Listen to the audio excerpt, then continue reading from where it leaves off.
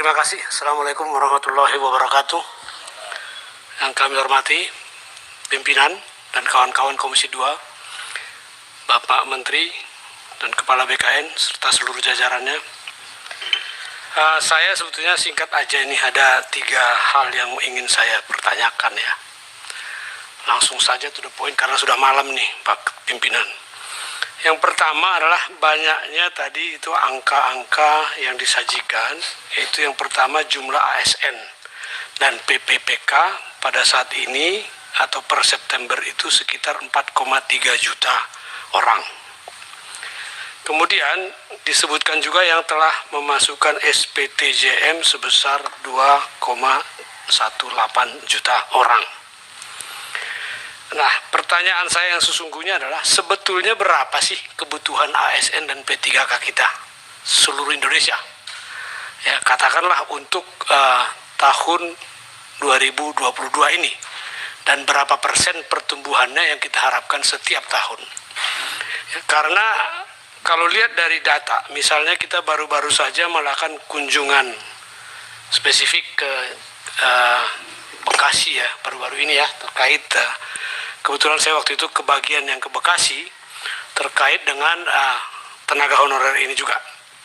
Ya, di Bekasi itu ternyata jumlah kebutuhan tenaga kerja mereka, baik itu ASN dan PP3K, itu masih ada sekitar 818.000 orang. Sementara yang masih tersisa yang belum terangkat sampai sekarang itu tinggal 750.000 orang. Artinya seandainya 750.000 itu diangkat semua, itu masih ada kebutuhan. Saya lupa 750.000 atau 750. Ya kalau nggak salah ya segitu ya. Saya lupa ya angkanya. Tapi artinya adalah bahwa jumlah tenaga kerja yang dibutuhkan itu sebetulnya masih lebih besar daripada yang belum diangkat sekarang. Sehingga pada saat itu saya mengatakan di sana, ya udahlah kalau begitu ngapain dibikin seleksi-seleksi, langsung saja angkat semua, gitu ya. Tapi itu mungkin ya tentunya karena di sini tadi kita lihat juga ada masalah-masalah bahwa ada yang kurang umur, ada yang belum 2 tahun, ada yang lebih umur dan sebagainya. Tetapi maksud saya adalah berapa sesungguhnya kebutuhan kita secara nasional untuk ASN dan P3K ini. Dan sekarang dengan yang sisa 2,1 juta ini, apakah kebutuhan itu sudah terpenuhi?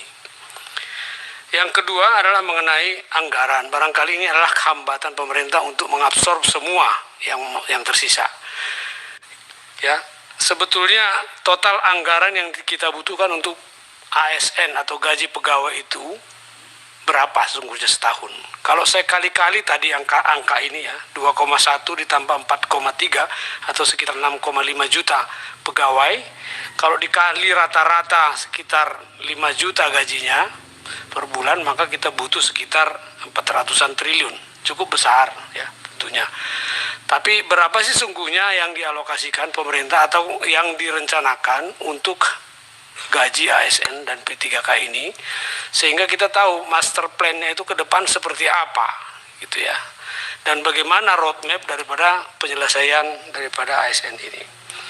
Yang ketiga terkait dengan hal yang tadi dipaparkan bahwa tadinya sudah terseleksi tinggal 410.000 yang belum terangkat, tiba-tiba ketika didata ulang bengkak menjadi 2,1 juta orang gitu. Dan ketika diteliti ternyata ada yang kurang dari 2 tahun. Artinya setelah terbit larangan, pimpinan instansi maupun daerah itu masih melakukan pengangkatan. Nah, ini harusnya ada sanksi. Sanksi apa yang diterapkan kepada mereka-mereka ini supaya ini ada disiplin juga. Ya, karena kadangkala ya mohon maaf nih Pak Menteri dan Pak Kepala BKN, kadangkala ini juga sehabis pilkada itu ada yang diangkat itu ya, mungkin Pak Menteri bekas kepala daerah juga kan ya udah paham betul lah itu barangkali gitu ya, ada yang tim sukses lah, ada yang apalah dan sebagainya ya, dikasihkan jabatan-jabatan tertentu ya, mulai dari yang paling sederhana sebagai ajudan atau ADC atau apa gitu ya, yang akhirnya dibebankan kepada Pemda, dan ketika terjadi pendaftaran ini didaftarkan itu. Nah, ini harusnya ada sanksi menurut saya. Sanksi apa yang akan diterapkan kepada mereka-mereka yang melakukan pengusulan ini setelah adanya larangan. Saya kira itu aja dari saya, pimpinan dan Pak Menteri dan Kepala BKN. Mudah-mudahan ada manfaatnya, dan kalau ada yang kurang lebihnya saya mohon maaf. Billahi taufiq wal hidayah. Wassalamualaikum warahmatullahi wabarakatuh. Waalaikumsalam warahmatullahi wabarakatuh. Terima kasih Pak Ongku Asibuat. Berikut kami silakan Pak Gus Pardi Gaus.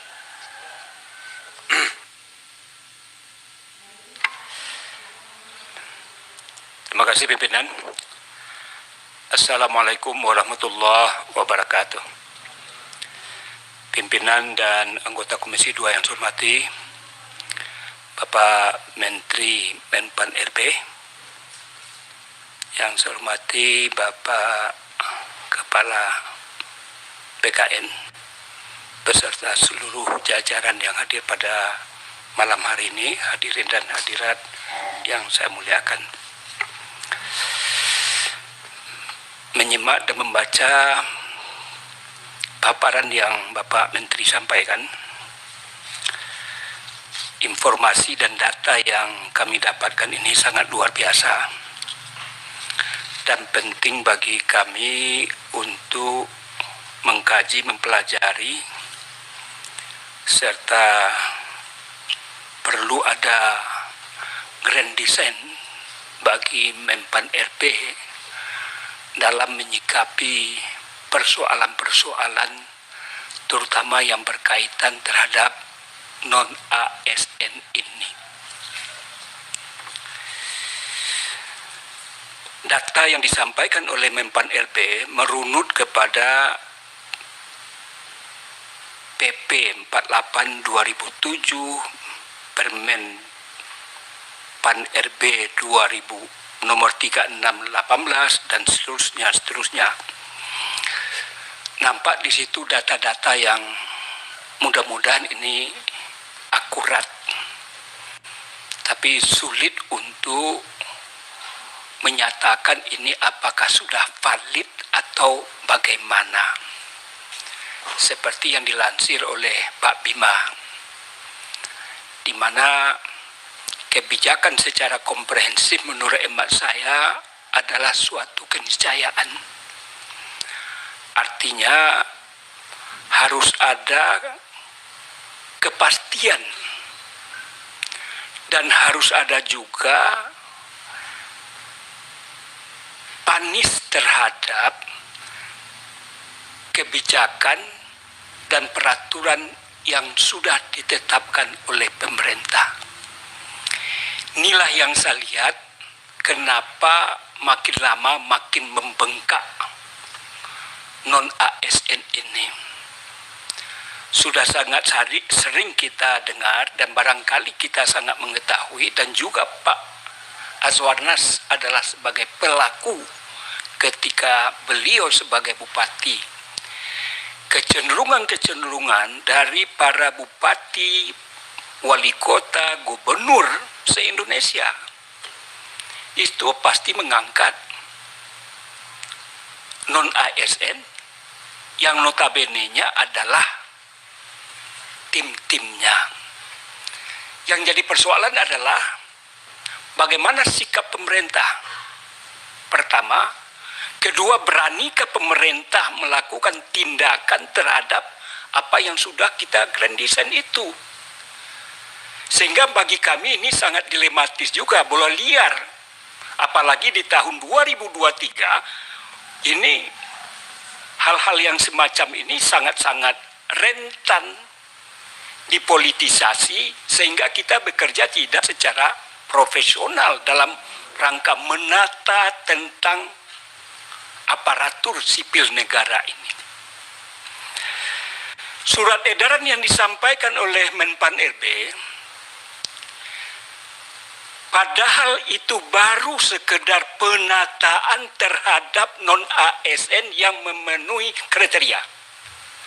Bukan dimaksudkan dalam rangka untuk dijadikan para ASN. Tetapi keluh kesah di daerah, Pak, itu sangat luar biasa. Ini ada ada 3 kabupaten kota yang ingin saya serahkan ke Bapak. Ini hanya sekedar sampel, Pak. Mereka sudah beranggapan dengan adanya surat Menpan RB itu, mereka akan mendapatkan skala prioritas tentang itu. Padahal tujuan daripada Menpan RB dalam membuat surat edaran untuk mengaca, untuk melihat, untuk memproyeksikan, dan untuk meneliti dan lain sebagainya. Mau diapakan ini? Apa kebijakan? Sebagaimana yang Pak Menpan RB sampaikan tadi. Tapi ini sudah ada semacam like and dislike yang dilakukan oleh BKD, Pak. Saya langsung turun ke lapangan, Pak, di Padang Pariaman ketika reses. Di mana para non-ASN bidang pendidikan yang sudah lama bekerja, satu pun tidak diupdate datanya oleh BKD. Entah apa alasan. Ini pertemuan, Pak. Ini nanti saya serahkan. Ini persoalan, Pak. Kemudian lagi adalah kasus Pak di Solo Selatan. Teman saya yang jadi bupati, tapi walaupun teman, saya bicara objektif, Pak. Apa yang dilakukan? Ada orang yang sudah kategori K2. Sebetulnya ini sudah janji pemerintah, serta-merta menjadi pegawai negeri. Saya selalu tuntut itu. Tetapi karena berbagai macam pertimbangan dan lain sebagainya, masih banyak tersisa, malah kata Pak Bima tadi, makin membengkak. Nih, apa yang dilakukan oleh bupati itu, ini barangkali anu juga, ketika dia jadi bupati ini, informasinya Pak, jadi bukan karangan saya, di mana yang bersangkutan yang sudah bekerja lama, ini datanya ada, malah ada yang termasuk K2, diberhentikan ketika dia menjabat, sehingga tidak mendapatkan tiket untuk menjadi orang yang terdaftar sebagaimana surat edaran Pak Menteri. Ini kan kasihan, Pak. Apa yang dikatakan oleh Pak Bima tadi, gambaran yang disampaikan di bawah umur 20 tidak boleh, jelas. Masa kerjanya 1 tahun, tidak boleh. Umur 56 tahun, tidak boleh. Tetapi bagaimana pula dengan orang-orang yang sudah lama mengabdi, lalu dia diberhentikan sekonyong-konyong, ada tahapan-tahapannya, Pak. Ada yang tenaga honor bidang kesehatan, ada yang bidang pendidikan, dalam berbagai elemen, Pak. Ini kan kasihan. Kemudian ada juga yang dari Tapanuli, Pak, datang ke saya. Sesuai dengan surat edaran Pak Menteri, memang ada aturan main. Mana-mana saja yang diboleh masuk, mana yang tidak. Tetapi orang-orang ini ada juga yang berada di dusun-dusun, di kampung-kampung yang terjauh dari pusat pemerintahan. Dia merasa sudah menjadi non-ASN dan berhak untuk ikut pendataan itu.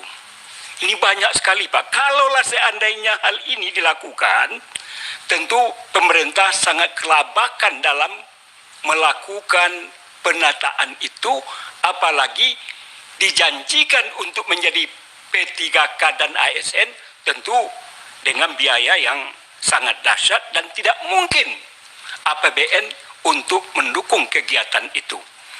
Oleh karena itu, Pak Azwar Anas sebagai Menteri Menpan RB yang baru, tentu saya berharap punya obsesi dalam melakukan penataan dan membuat grand design yang sangat luar biasa, mau diapakan orang-orang yang non-ASN ini ke depan.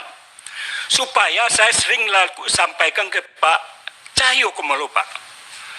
Kalau sudah ada kebijakan yang tegas dari pemerintah bahwa untuk jadi ASN itu adalah sesuatu yang sulit, sesuatu yang sangat tidak mungkin dilakukan oleh pemerintah dengan berbagai alasan, orang-orang itu tidak mengharapkan ASN lagi, Pak. Saya ini juga mantan ASN, Pak.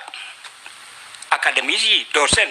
Ketika itu jumlah pegawai negeri, dulu nggak ada istilah P3K, Pak. Namanya pegawai negeri sipil. Saya diangkat tahun 86 bulan Maret. Ketika itu jumlah pegawai adalah 5 juta. Kalau sekarang kalau saya tidak salah sekitar 4.100.000 sekian. Saya sering juga sampaikan Pak Cahyokumolo almarhum, sebetulnya keinginan pemerintah dalam merekrut anak bangsa ini, jumlahnya ini berapa, Pak? Apakah 2,5 juta atau kita tetapkan sekian sehingga jelas grand design ini? Sebab jumlah ASN ini makin lama makin menumpuk, Pak. Oleh karena itu perlu juga ada ketegasan yang ketat, Pak. Bagi para kepala daerah melakukan pelanggaran, apa sanksinya? Kalau nggak ada sanksi, nggak ada panis, Pak. Capek-capek kita. Dan ini jadi bola politik, Pak. Yang kasihan tentu Pak Presiden dalam persoalan ini. Oleh karena itu, saya sangat-sangat berharap, Pak. Contoh saja yang Bapak sampaikan tadi. Ada 120 instansi pemerintah dan pusat sampai dengan saat ini tidak atau belum. Ini pemerintahan saja dalam tanda kutip tidak memperhatikan, tidak bersungguh-sungguh, tidak serius dalam melakukan penataan yang ingin dilakukan oleh Menpan RB. Ini kan sesuatu yang memiriskan, Pak. Oleh karena itu saya rasa memang perlu ada tindakan tegas juga dari Presiden. Kapan perlu Bapak menghadap beliau, sampaikan ini sehingga Bapak mendapat supporting dari Pak Jokowi terhadap langkah-langkah yang sangat luar biasa yang Bapak lakukan. Ini sangat luar biasa, Pak. 12 institusi pemerintah pusat. Kemudian 108 di kabupaten, kota, dan provinsi. Ini na'udzubillah. Bagaimana kita bisa secara serius untuk melakukan ini. Saya sering katakan bahwa Menpan RB, BKN, dan kami ini adalah jantungnya pemerintahan, jantungnya birokrasi, jantungnya aparatur. Tetapi institusi lain tidak berkehendak untuk secara sungguh membantu kita ini. Lalu saya tentu bertanya, Pak, terhadap apa yang Bapak sampaikan tadi, apa kebijakan pemerintah terhadap Pemda yang tidak mengusulkan tadi ada yang bidang pendidikan dan juga ada bidang kesehatan. Indikatornya kan sangat luar biasa. Masyarakat kan dirugikan. Ada 270.000 sekian formasi yang diberikan yang mereka respon hanya puluhan ribu sehingga terabaikan banyak orang yang sebetulnya punya kesempatan terhadap hal itu. Di sini waktunya, Pak. Oleh karena itu tentu saya berharap kepada Pak Menteri ini juga harus ada ketegasan dari Menpan RB, terutama terhadap yang Bapak sampaikan tadi, yang berkaitan tentang pendidikan, kedua mengenai kesehatan juga Bapak tampilkan dari apa yang kami dengar tadi.